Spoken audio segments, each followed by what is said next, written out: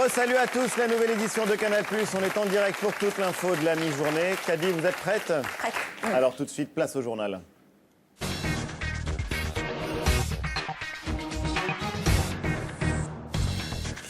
Airbus décroche sa première commande chez Japan Airlines, 31 appareils A350 pour près de 8 milliards d'euros. Une belle opération commerciale quand on connaît l'omniprésence Boeing dans l'archipel. Publicité trompeuse sur les offres Internet. L'État met en garde les opérateurs télécoms. Dans une lettre, il leur demande tout simplement plus de loyauté dans leurs pratiques commerciales sous peine de poursuite. La politique et le PS qui appellent à faire barrage au Front National après le premier tour hier de la cantonale partielle à Brignoles dans le Var. Le candidat du parti de Marine Le Pen a réuni 40,4% des suffrages alors que la gauche divisée est éliminée. Et puis du football, le Classico a tenu ses promesses. Hier, Paris l'a emporté 2-1 sur Marseille hier soir au terme d'un match agité. Un carton rouge, 2 pénaltys. Le club de la capitale rejoint Monaco en tête du championnat. Mais avant de développer ces titres, Caddy, on vient de l'apprendre, décision de justice très attendue, non-lieu pour Nicolas Sarkozy dans l'affaire Bettencourt. Oui, Ali, effectivement, on vient de l'apprendre. C'est la décision qu'ont signifiée ce matin dans leur ordonnance de renvoi les juges bordelais, Jean-Michel Gentil et Valérie Noël. Ils ont décidé en revanche d'envoyer les 10 autres mises en examen, notamment l'ancien ministre Éric Woerth et le gestionnaire de fortune Patrice Demestre, pour abus de faiblesse devant le tribunal correctionnel. Une décision qui éclaircit l'horizon politique de l'ancien chef de l'État. Et on y reviendra tout à l'heure dans l'émission. Airbus vient de décrocher une commande au Japon et c'est une première. Oui, Ali, c'est une première car jusque-là, le Japon était la chasse gardée de l'américain Boeing. La compagnie Japan Airlines a en effet passé une commande ferme de 31 avions long courrier A350. Un contrat de 8 milliards d'euros qui porte à 756 le nombre total d'A350 vendus dans le monde. Un sujet signé Claire-Elisabeth Beaufort. C'est un tour de force pour Airbus. Jamais l'avionneur européen n'avait réalisé une telle percée auprès des compagnies nippones qui jusqu'ici se fournissaient chez Boeing depuis un demi-siècle. Dès son arrivée à la tête du constructeur, Fabrice Brégier avait fait de cette négociation sa priorité. Pour Airbus et Japan Airlines, c'est un nouveau chapitre qui commence. Nous sommes en train de bâtir un long chemin et, je l'espère, un avenir radieux. Le contrat prévoit une commande de 31 longs courriers A350 pour un montant de 9,5 milliards de dollars. Le premier modèle sortira des chaînes d'assemblage fin 2014 pour une entrée en service 5 ans plus tard. Un tel accord n'aurait certainement pas pu voir le jour sans les problèmes des Boeing 787 et sans la volonté de Japan Airlines de diversifier sa flotte. Alors, autre signe encourageant, le moral des cadres français a remonté en septembre à 10 points de mieux par rapport à juin. Selon un sondage via Voice pour Le Figaro, vous le voyez, et France Inter, des cadres qui se montrent moins pessimistes en matière de chômage et de pouvoir d'achat notamment. Vous l'avez sans doute remarqué, les pubs sur les offres Internet sont parfois très floues, mais c'est aussi l'avis des ministres Benoît Hamon et Fleur Pellerin. Le Parisien révèle ce matin qu'ils ont envoyé une mise en garde aux opérateurs des télécoms pour dénoncer des pratiques commerciales douteuses, trompeuses. Les détails de cet avertissement avec Renaud Villain. 3G, 3G+, ADSL, VDSL, derrière ces appellations barbares, c'est la qualité de la connexion, c'est-à-dire le débit Internet qui est défini. Et pour le gouvernement, les 4 grands opérateurs, SFR, Bouygues, Orange et Free, se moquent de leurs clients en leur annonçant de leur publicité des débits allant jusqu'à 100 mégas. Alors qu'au maximum, c'est 40,4% de ce flux auquel on peut dans le meilleur des cas prétendre, contre 50% dans la plupart des pays d'Europe.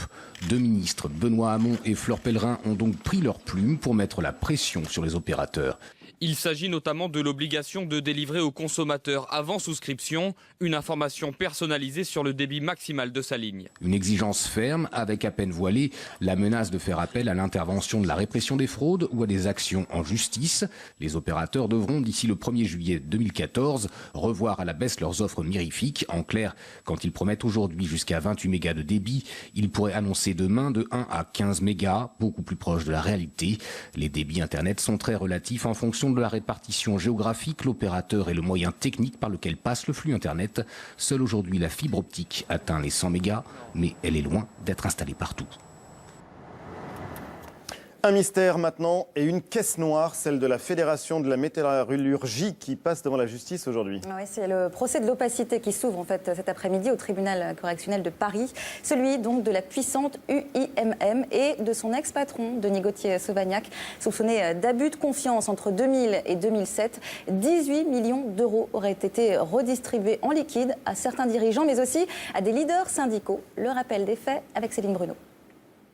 Les ennuis commencent en 2007 pour l'UIMM quand Tracfin, le service anti-blanchiment de Bercy, s'intéresse à ces nombreux retraits en liquide avec des sommes pouvant atteindre 200 000 euros. Interrogé, le président du puissant syndicat patronal, Denis Gauthier-Sauvagnat, est forcé d'avouer certaines pratiques. Les heures supplémentaires, les bonus pour les cadres et même des compléments de retraite payés en enveloppe de billets. Enfin, l'argent aurait aussi couvert des frais de mission. Le numéro 1 de l'UIMM recevait par exemple 15 000 euros par an. Une question d'époque, une tradition, invoque son avocat, qui rappelle qu'avant 2008, aucune loi n'obligeait les syndicats à justifier ses comptes.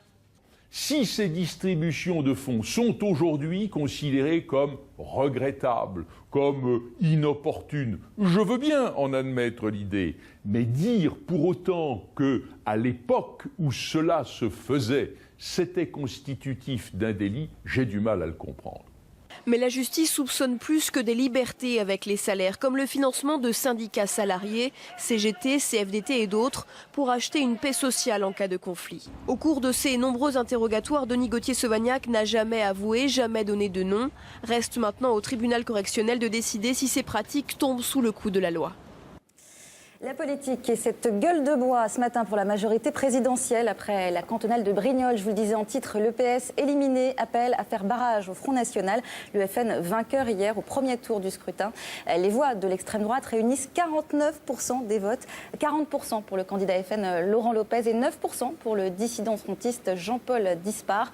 L'UMP arrive donc deuxième avec 20%. Retour sur cette soirée surprise. Mathieu Cavada et Laure Parra. Ils ont fêté leur victoire avec un tonnerre d'applaudissements. À Brignoles, le Front National et son candidat arrivent largement en tête du premier tour avec plus de 40% des voix. Je suis particulièrement content du résultat. Je pensais être qualifié pour le second tour, sincèrement, mais je ne m'attendais pas à ce niveau-là. Si le FN est le grand vainqueur, la gauche est la grande perdante de ce dimanche. Elle sera absente du deuxième tour. Son candidat, communiste, appelle au Front républicain. On appelle à faire barrage à l'extrême droite, donc au candidat du Front National. Il me semble qu'ici, quand même, une grande partie de l'électorat devrait le suivre, mais c'est à eux de faire le choix. Je crois que les citoyens les plus impliqués dans cette élection ne veulent pas qu'il y ait le Front National présent sur ce territoire.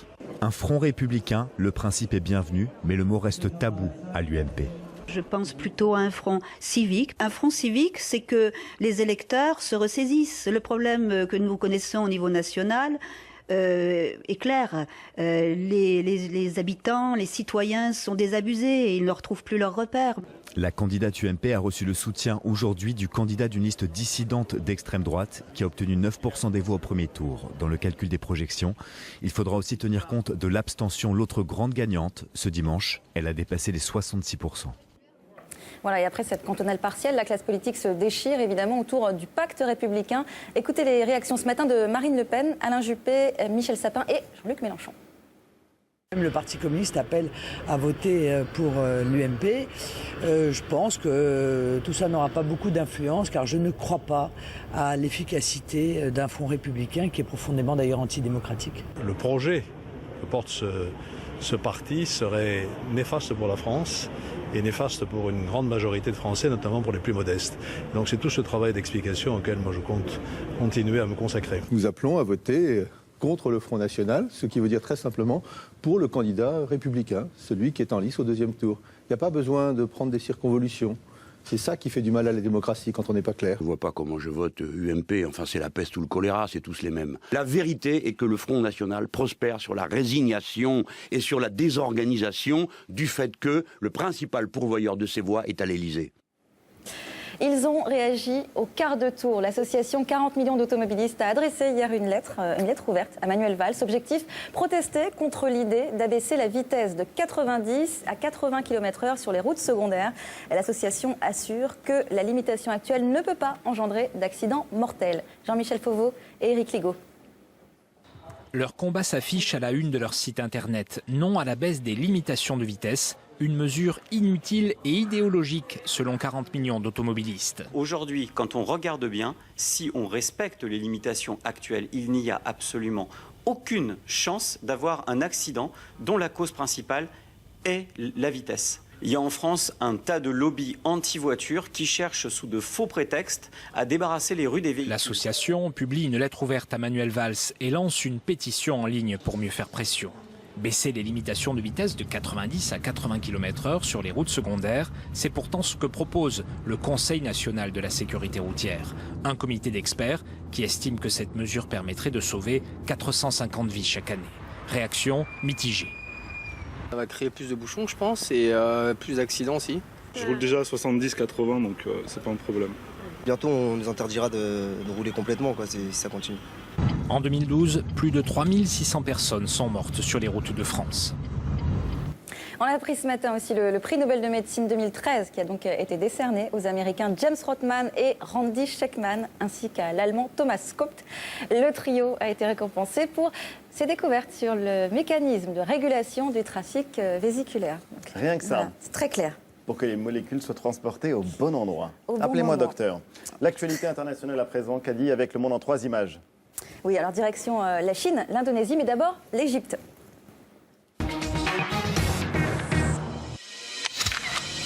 Retour au calme ce matin au Caire après les violents incidents de la nuit. Au moins 50 personnes sont mortes dans des affrontements entre la police et des partisans de l'ancien président Morsi.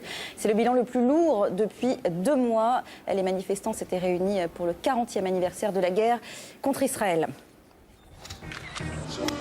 Le processus de destruction des armes chimiques a commencé en un temps record.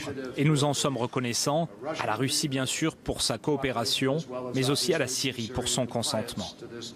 Pour la première fois, le secrétaire d'État américain donne un bon point au régime de Damas. Il met à son crédit la destruction de plusieurs têtes de missiles hier.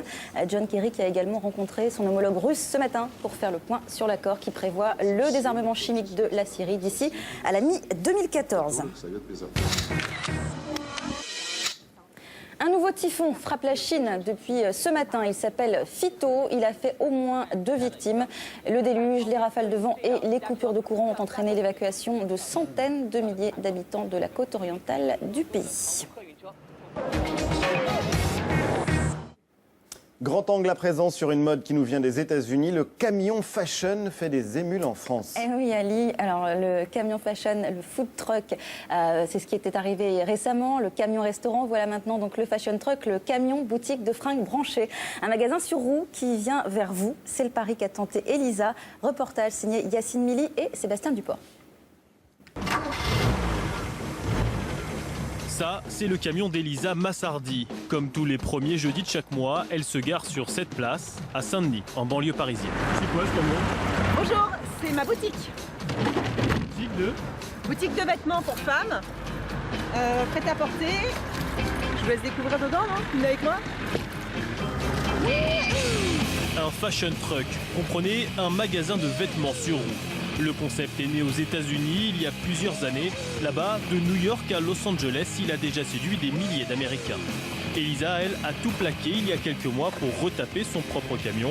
45 000 € d'investissement. Alors, je vous fais visiter mes 5 mètres carrés. J'ai plein de petites cachettes secrètes où je peux ranger des choses. Là-dessous, là, c'est la cabine d'essayage. Pas être trop grand non plus. Non, 1m80, un peu moins, 1m75, ouais. Après, on est un petit peu comme ça, mais c'est pas grave, on va s'asseoir. C'est pour ça qu'il y a la banquette du fond pour les messieurs. Et hop, ils s'installent là, leur douce essaye, et tout le monde est bien. Des vêtements de créateurs et du dépôt-vente à des prix abordables. Une robe, 30 €. Une veste, 40. L'idée, c'est de rester accessible. C'est de rester super accessible. L'idée, c'est que je puisse, moi, me les acheter. Donc voilà, comme je démarre ma société, on ne peut pas dire que ce soit la période la plus faste de ma vie financièrement. Donc si je peux me le permettre, moi, je me dis que ça reste raisonnable.